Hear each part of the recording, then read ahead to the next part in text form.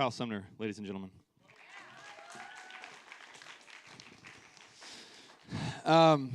It's good to be with you guys. One thing real quick, we are starting courses this Sunday, and so if you've signed up for a course with either me or Sean, or you've talked to one of your high school leaders, Terry or Diane, we have books for you. We'd love to give those to you so that we can start this Sunday. So that's just Sunday at 9. If you don't know, we meet at 9. You're welcome to join us at 9 if you'd like to. And then for everybody else who's not a part of a course, Ben Gray, Hannah Rhodes are going to be leading something in here for all of you guys. So that's that. But that's starting this Sunday. Okay, I'm going to read the teaching text. This is from Matthew 9, verses 9 through 13. Matthew writes about himself here. He says, as Jesus went on from there, he saw a man named Matthew sitting in the tax collector's booth. Follow me, he told him, and Matthew got up and followed him. While Jesus was having dinner at Matthew's house, many tax collectors and sinners came and ate with him and his disciples. And when the Pharisees saw this, they asked his disciples, why does your teacher eat with tax collectors and sinners? And on hearing this, Jesus said, it is not the healthy who need a doctor, but the sick.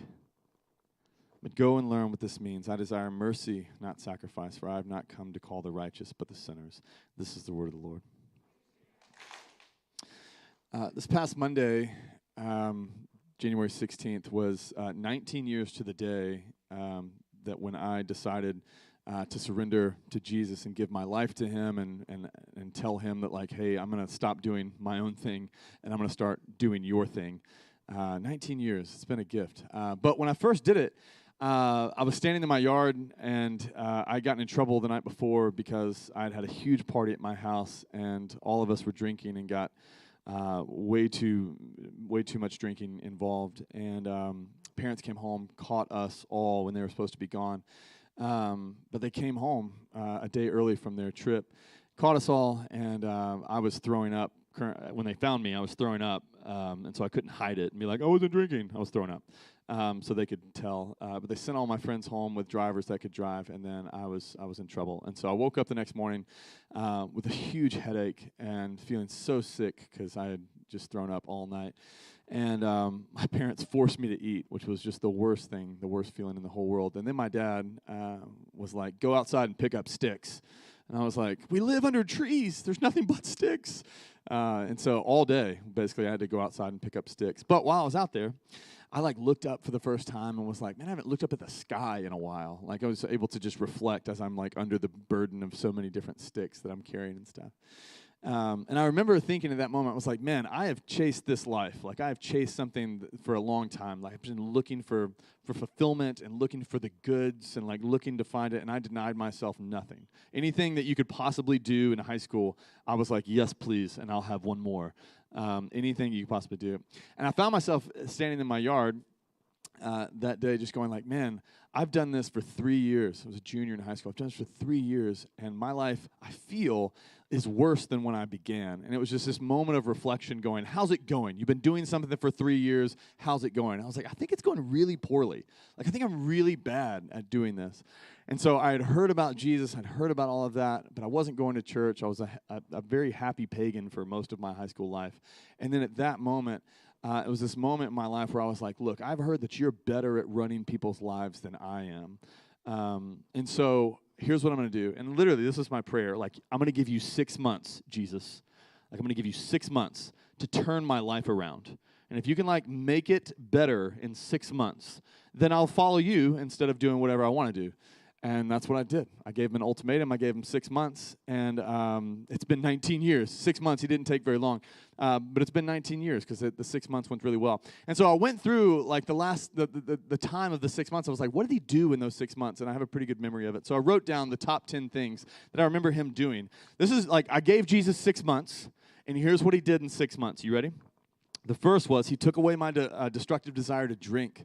I used to drink every weekend with my friends and find a way to get alcohol, rent alcohol, which I don't even know how you do that. I was just finding a way to get people to buy it for me or to steal it or to something so that we could have it. And he took that destructive desire to drink away completely.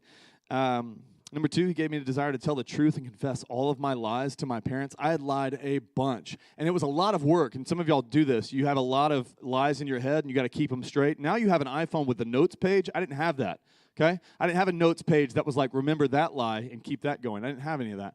I had to just keep it all in my head.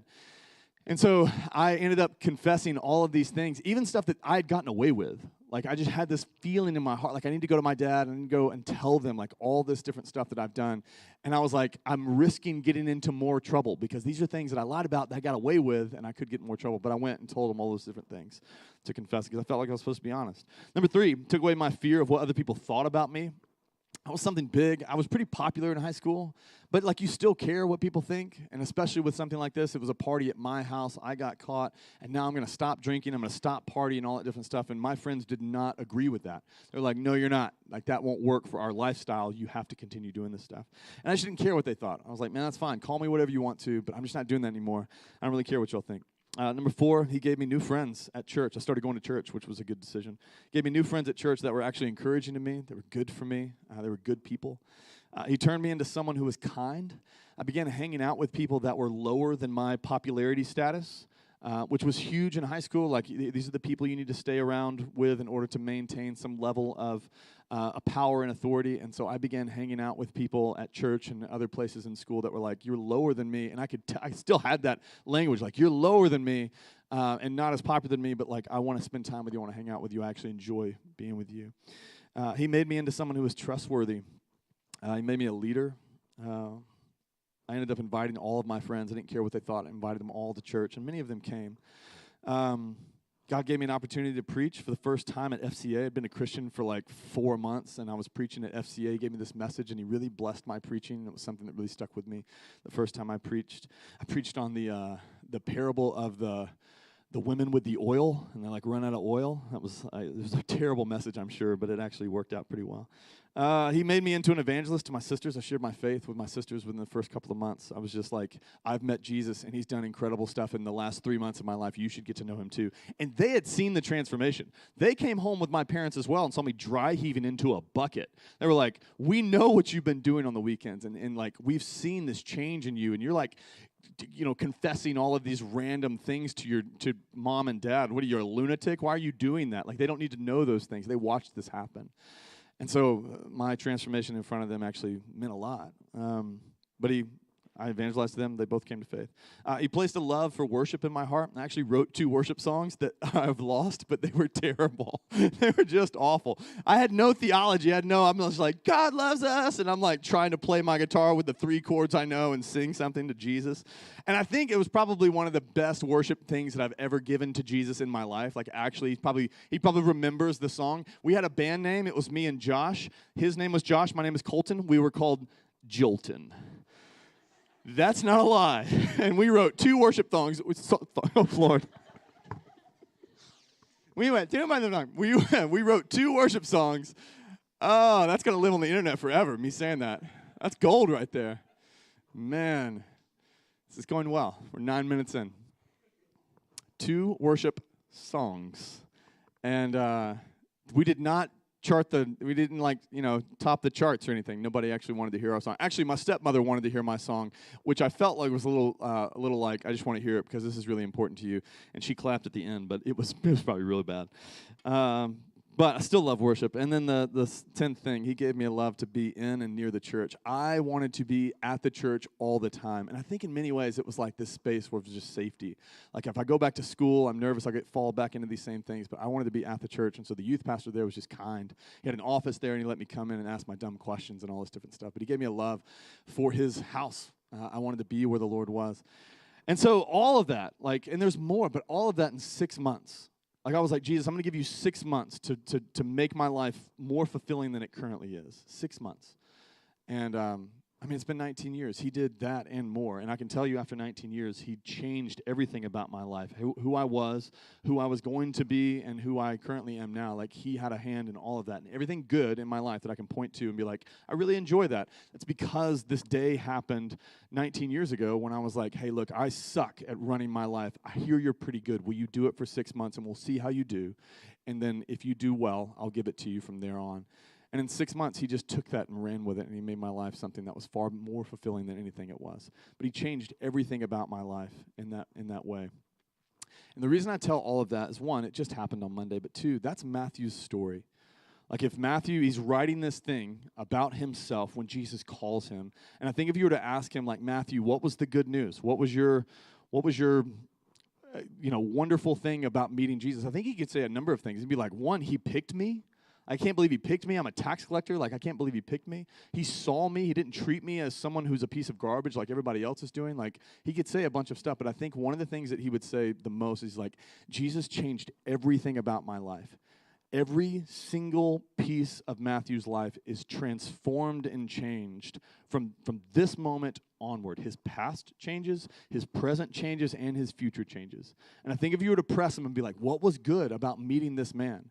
I think he'd say, he changed all of my life.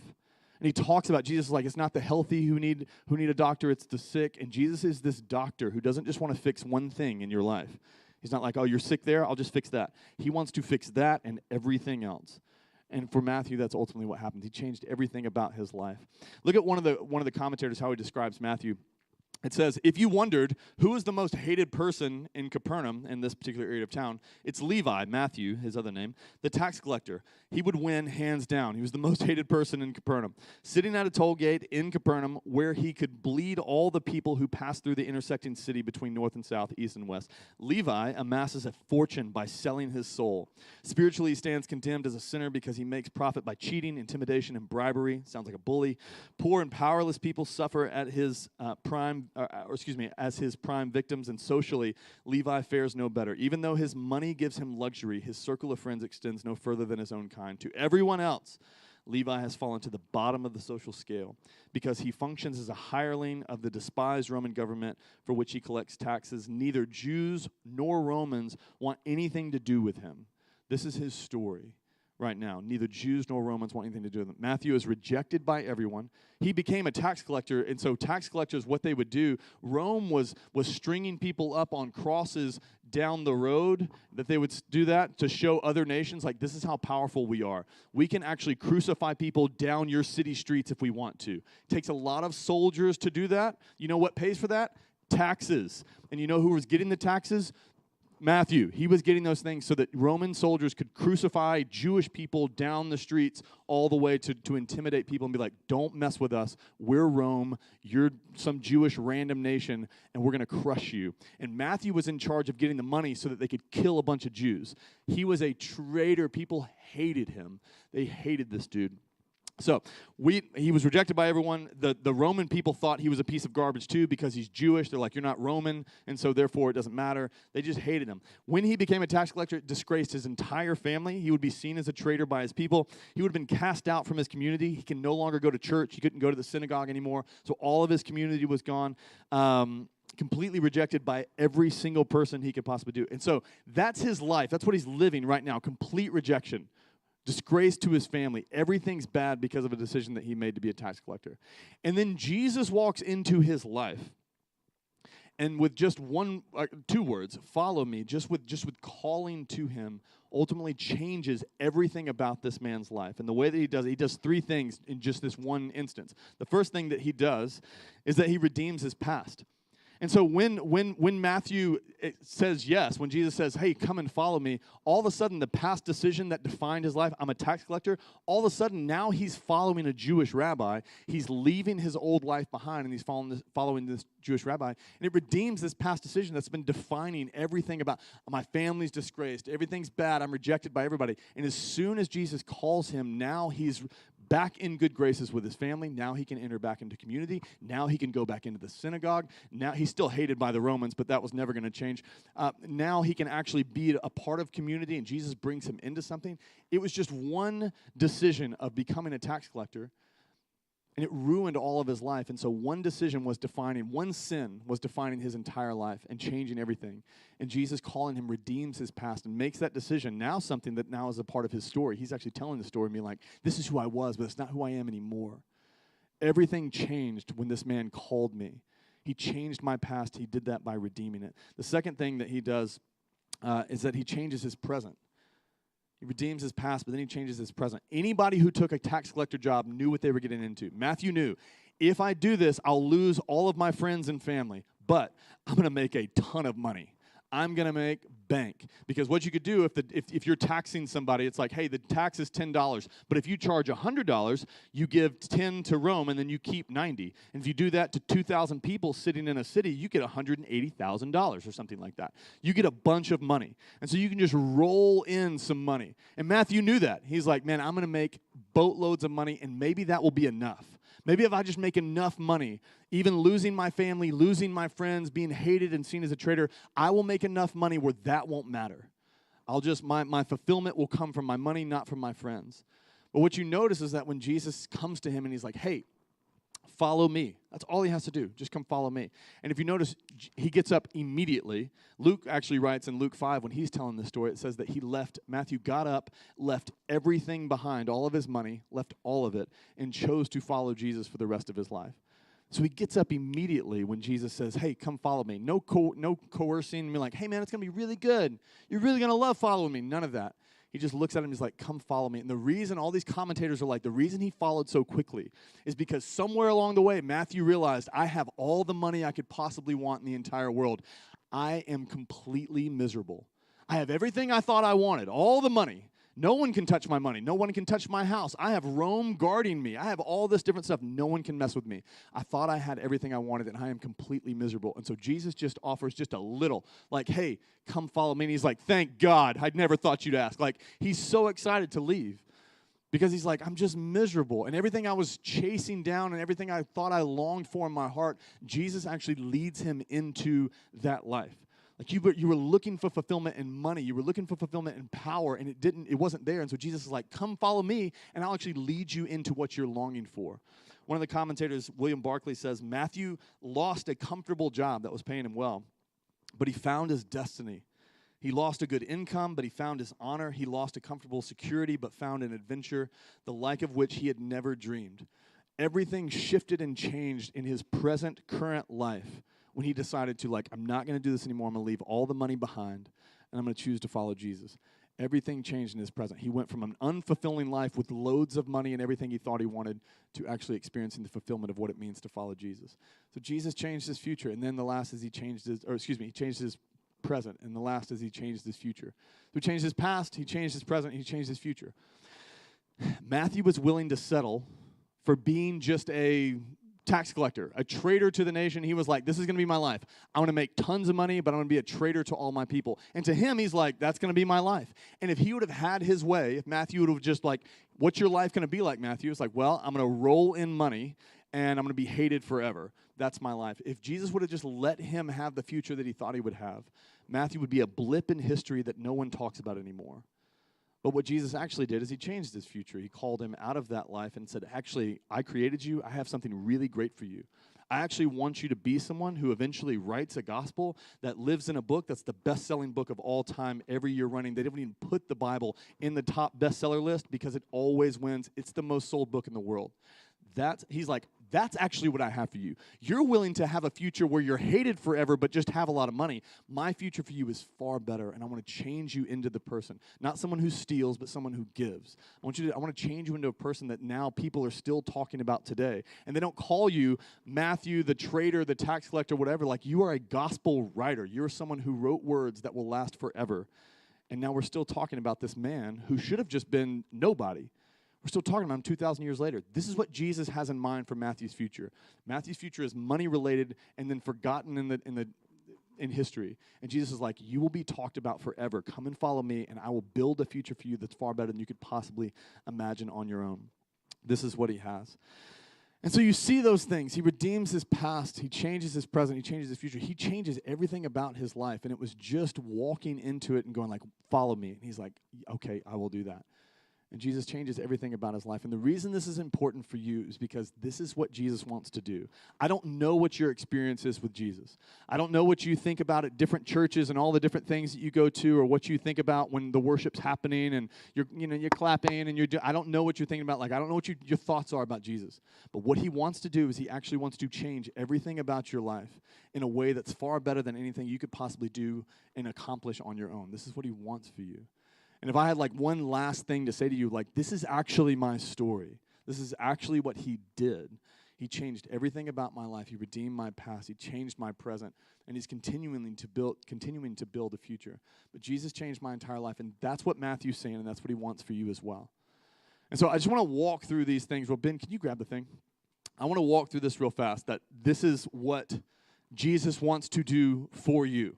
He wants to change your past and redeem your past. He wants to change your present and what your current experience is.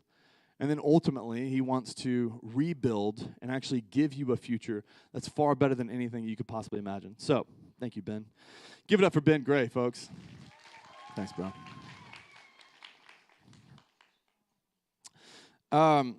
So, you guys have a past.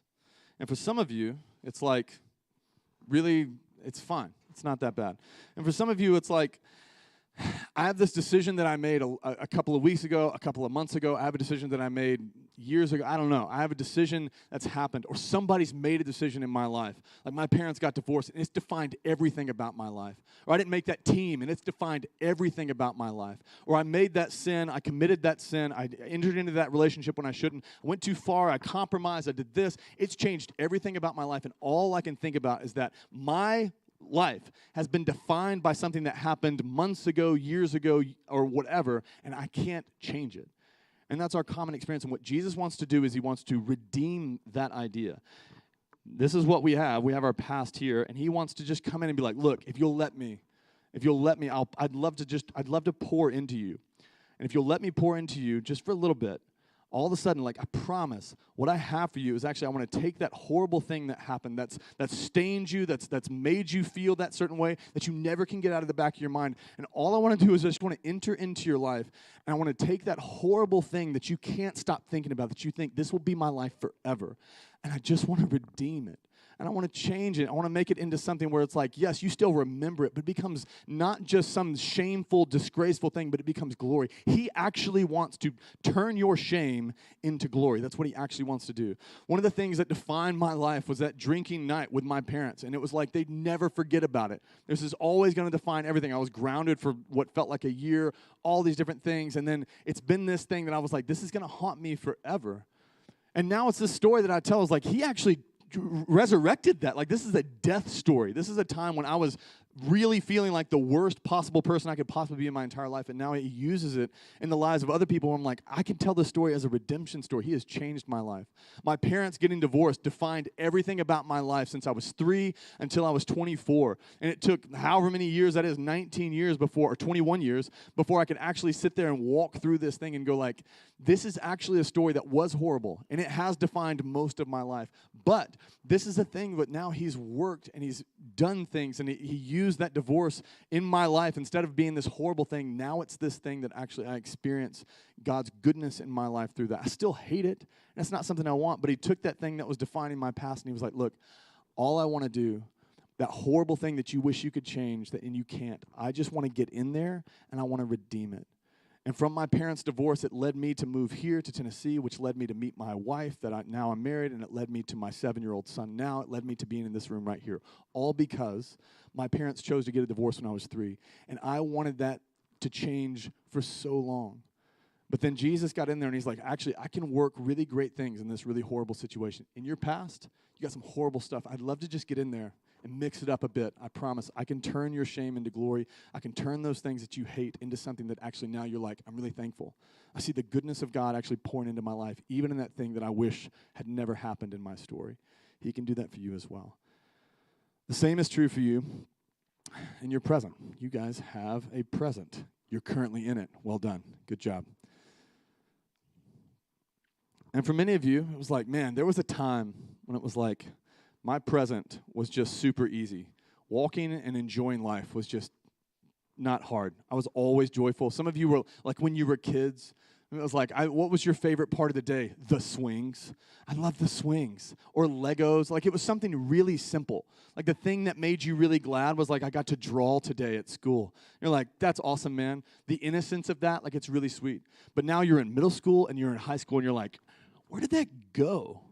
Like, I don't know exactly what happened, but somewhere along the way, life got a lot harder and a lot more difficult. And now what you wind up with is like you have this present experience where you're like, it's like stained and dealt with. Like, I have this fear of what other people think of me. Sometimes it's crippling anxiety. Sometimes it's destructive desires that I can't seem to get past on my own. I got these sin things that I want to deal with. Then it's, for many of us, it's just lies. We just believe lies. It was like what gave us joy was coloring in like elementary school, and now it's like, I think the only thing that will give me joy is a lot of beer or sex with girls or more porn or more, and it's like all of a sudden we shift into these destructive desires, and it's like now the thing that I think will only fulfill me is something that's actively hurting me. And then after you enter into that thing, it actually harms you a bit. You feel guilty, you feel shame. And it's just ongoing cycle of like, I hate that I feel that way, but I feel like I have no other choice. And you're trying to keep up with other people and trying to do that, and you're feeling like I have to do these things. And many of you are just exhausted. It's like, why are you exhausted? It's like, well, because I have to stay on my phone until 3 a.m. I'd rather sleep, but if I don't stay on my phone, then I miss the text or I miss the snap or I miss the thing. And then if I'm not able to communicate back, then I fall out of, favor with some of these people. Like, it's exhausting, and some of you are just miserably exhausted. It's like, man, it'd be easier to go back and just love the swings. Like, I miss Legos. Like, I wish it was just easier. And in all of that, all of our present struggling and all of our present stuff is like, I have to do these things in order to make my life great. Jesus wants to come in there, and he's like, look, all I want to do, I think he just wants to look at your life and all the chaos and go, peace to you. Like, I came to give you peace. Just let me in. All I want to do, your destructive desires, I just want to get in there, and I want to look at those destructive desires, and I just want to take them away from you. I can just remove those things. Those things that you wish that you didn't want to do, that you do currently want to do, yeah, I'm the one. I can take that stuff away. That fear that you have of what other people think about you, like, I'd love to give you courage and confidence in yourself again. You used to have it.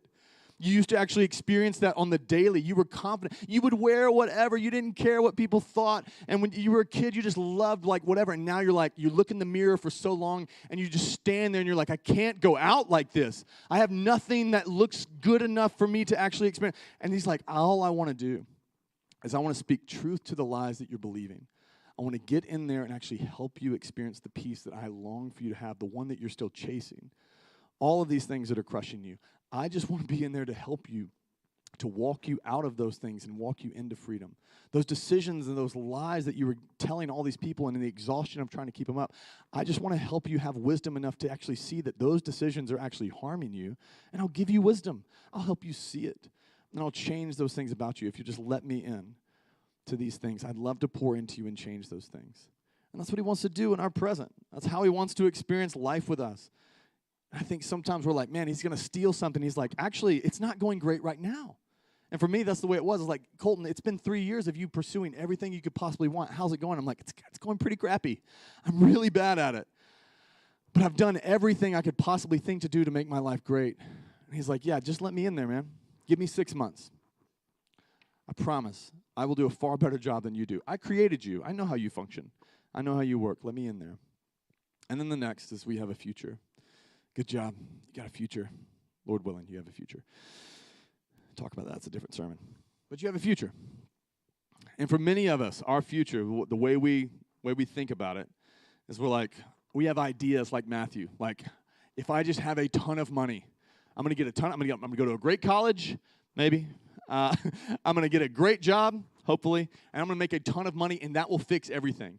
As soon as I get out of my parents' house and out of their control, and they're not telling me what to do anymore, then I will make my life great. My future is bright because it doesn't have my parents in it.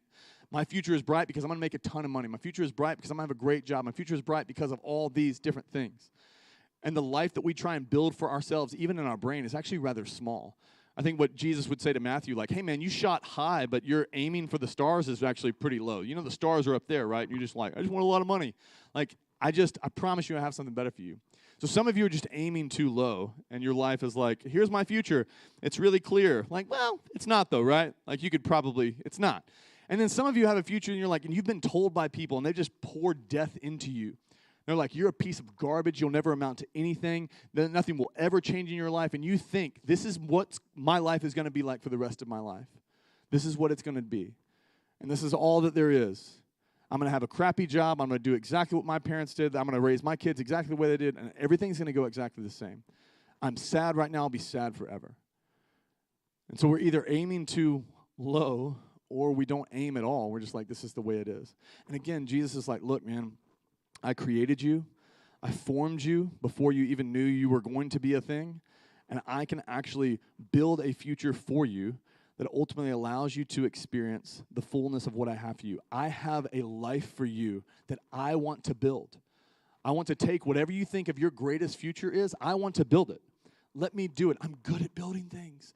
He's like, let me do it. I formed you. You're breathing now because I let you breathe now. Let me build your life. This is what I want to do for you.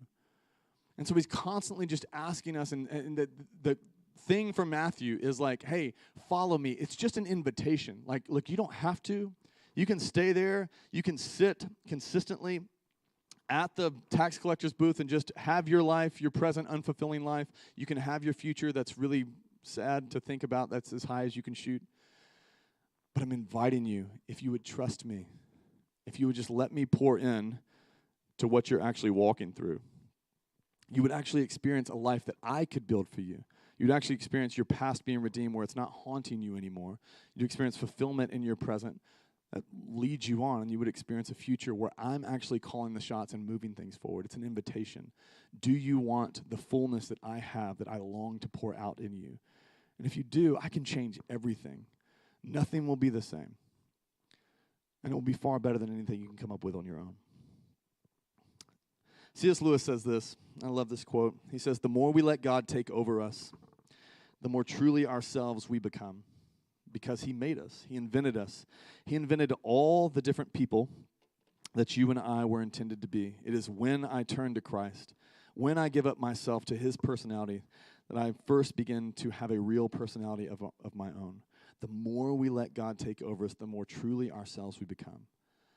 And I think for so many of you, and for me, I mean, that was what he was, for however many years, 17 years of my life, he was like, just give the keys of your life over to me. Let me drive for a bit. You're a really crappy driver. Let me drive for a bit. Let me do this, and I promise you, I will lead you into a place that you'll give me 6 months, and then it'll be 19 years, and you'll be like, oh, thank God I gave you 6 months.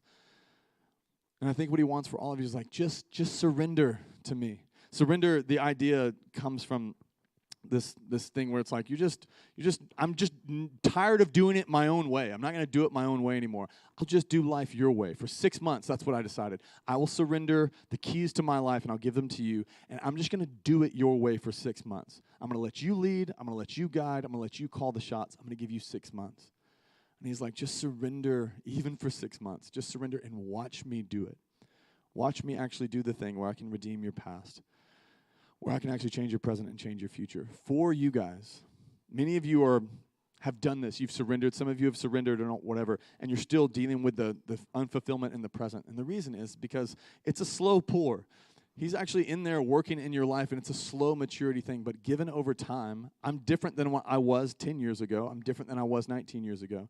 And every year, Jesus takes a little more ground in my heart and in my life, and he moves a little bit further. And the murky waters and the dark things become a little more clear. Paul says that we're going from one glory to another. What Jesus wants to do is to form us into his image so that we move from one glory to another glory, from one glorious experience to another glorious experience of actually experiencing more freedom and more fulfillment consistently. This is what he wants for you. And so, again, if I could leave you with anything, Jesus wants to change everything about your life. He wants to redeem your past. He wants to give you a fulfilling present. He actually wants to build a future for you that's far better than you can even imagine what it is. I never would have found myself here in Tennessee. I never thought I was ever going to get married, and I definitely never thought I was going to be a father. Nobody thought I was going to be a pastor. And he built a life for me that's far better than anything I could possibly have imagined in my wildest dreams, and brought me on an adventure that has been just like Matthew, like just an incredible thing of following Jesus. He wants this for you as well. And so I don't know what you think about Jesus. I don't know what you're like. I don't know about any of that. This is what he wants to do for you. And so my encouragement to you is to do what I did. Give him 6 months. Give him 6 months. He's like, I'm going to surrender the keys of my life to you for 6 months. I'm just going to do it your way. I'm going to follow your way. I'm going to believe your way. I'm going to do what you tell me to do. And then in 6 months, if it's like, no, it's not working. It's not working. One, let's have a chat. But two, I highly doubt that it's not going to be working. What he longs to do is actually transform you from one glory to another glory, from one riches to another riches, from one awesome, fulfilling thing to another fulfilling thing. This is what he wants to do in your life. Let me pray. Father, I love what C.S. Lewis says. The more we can let you take over, the more we actually realize who we were supposed to be. And so, Father, for students in the room who are defined by something in their past that they wish they could change and they just know they can't, Lord, you can redeem that. You can actually change it. For students that are walking in unfulfillment in their present and wondering, like, I wish that I could just experience joy again, remind them that you just want to reintroduce them to joy. And for those that actually want a future that's brighter than what they can think of in their own mind, God, I pray that they would believe and surrender today to you, to give you time in their life to actually do this thing and pour in. And would you please, please, please work in their hearts in Jesus' name. Amen. Y'all can stand.